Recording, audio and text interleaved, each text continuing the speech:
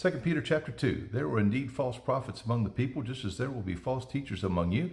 They will bring in destructive heresies, even denying the master who bought them, and will bring swift destruction on themselves. Many will follow the depraved ways, and the way of truth will be maligned because of them.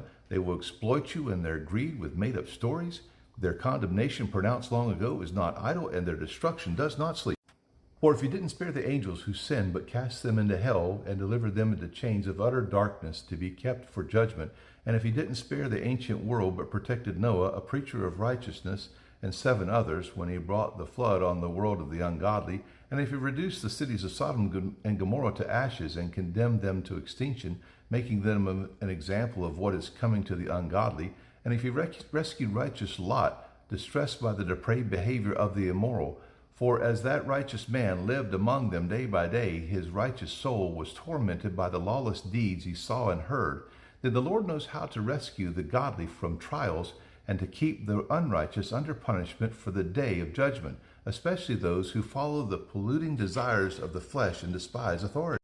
Bold, arrogant people, they are not afraid to slander the glorious ones. However, angels who are greater in might and power do not bring a slanderous charge against them before the Lord. But these people, like irrational animals, creatures of instinct, born to be caught and destroyed, slander what they do not understand, and in their destruction they too will be destroyed. They will be paid back with harm for the harm they have done. They consider it pleasure to carouse in broad daylight. They are spots and blemishes, delighting in their deception while they feast with you.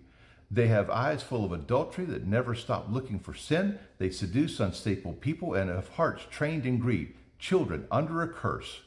They have gone astray by abandoning the straight path and have followed the path of Balaam the son of Bezor, who loved the wages of wickedness, but received a rebuke from his lawlessness. A speechless donkey spoke with a human voice and restrained the prophet's madness.